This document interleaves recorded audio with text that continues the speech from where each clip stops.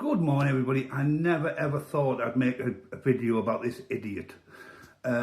This man, Donald Trump, came into power, said he was going to stop all wars, set up a board of peace, and then goes and bombs Venezuela and takes the leader hostage, kidnapped him.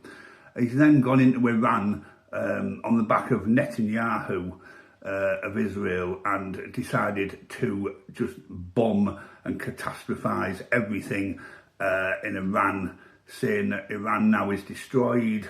I have won the war. He hasn't won anything. One of his planes got shot down yesterday over Iran, and now they're offering a £60,000 reward for the capture of this American pilot. Donald Trump at the moment seems to be changing. Well, Donald Trump, not just at the moment, he does it every single day since he's been president. He changes his mind every hour. And because of that, the global markets are completely in meltdown. We've got oil going through the roof. We've got fuel prices almost like we saw 2 or 3 years ago, where it's going to hit £2 a litre very, very soon. But it's all right going to £2 a litre. You can't get hold of any bloody diesel. My wife has eventually managed to get some today after 4 days of going around about half a dozen petrol stations within a 10-mile radius to try to get fuel. She managed to get some this morning, but limited to £20. Well, £20 doesn't buy you a lot of diesel at the prices it is right now. The global economy is in, as I said, complete and utter meltdown. This war, was it essential? Was it necessary?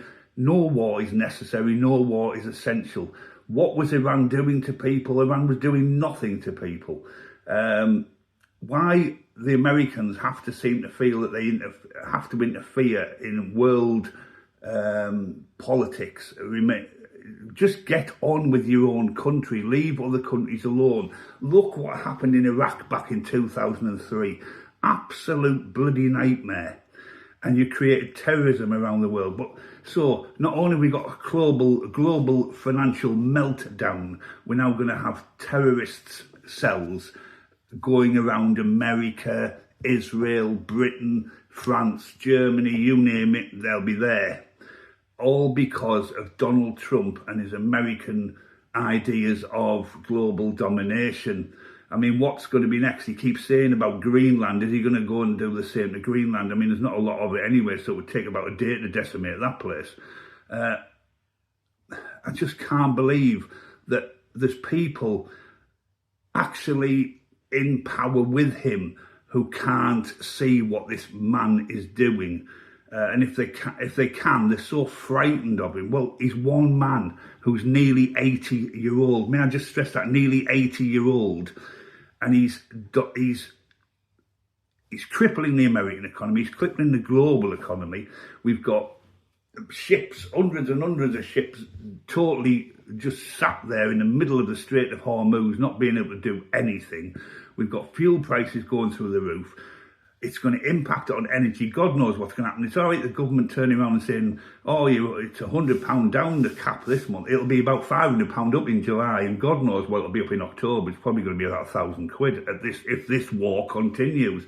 But even if this war stops tomorrow, this is going to impact for many, many months, if not into years. And what will it achieve at the end of the day? They've completely flattened a lot of Iran, but Iran is still firing back, so they haven't got rid of their missile capacity. We know Iran can hit far away, so America's intelligence can't be that good, because what are we now, 5 or 6 weeks on, and still Iran are fighting back. So he hasn't decimated Iran one bit. He has decimated the global economy. That is an absolute fact, which is going to impact on energy, fuel costs. We've already seen the fuel cost, energy costs we're going to hit in July when the cap is reimagined. God knows, I do think it'll be 450, 500, and come October, I think we're looking at £800 to £1,000 increase in the cap. Food prices, we already know food prices are going up around about 10 or 11%, which is way above inflation, all because of one man's power grab. or another one, Netanyahu. He's coming up to an election, so he's trying to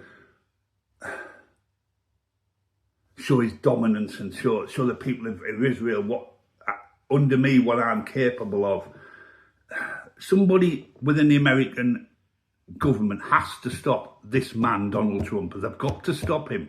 They've got to stand up to him. Yeah, he'll probably sack them, but something has to be done. And it can't just take one person. The government have to say, Donald, what you're doing is wrong, and you can't keep changing your mind every hour, because he makes a speech, the oil prices drop. He makes another speech, the oil prices go up, because he doesn't know what he's saying. We all know his vocabulary is extremely limited. The world is in a very dangerous crossroads right now because of this man's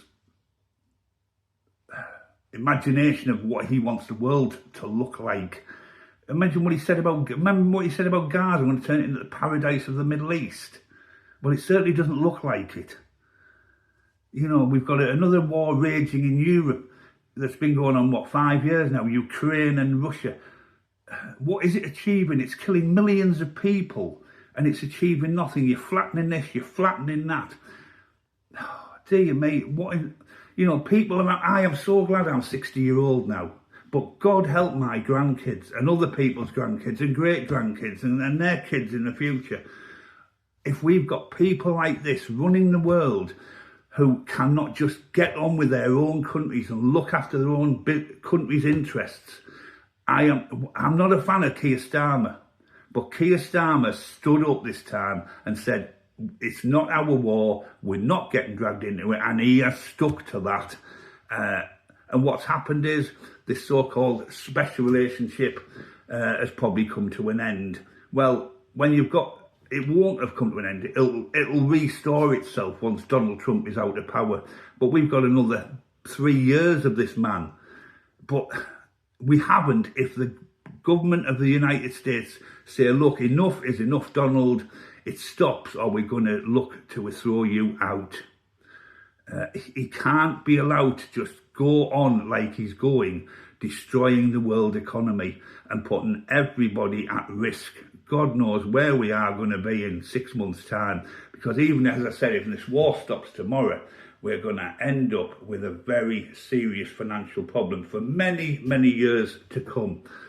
And as I said, people have got to get to work in this country, and at the moment, many, many people can't even find fuel.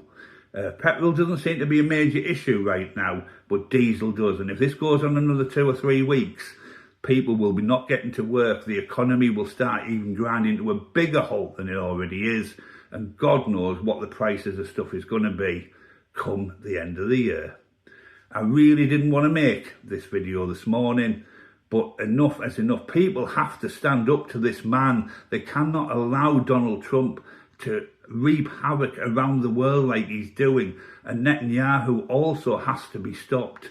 Are the Israeli people really happy with what Netanyahu is doing? I'm sure they're not.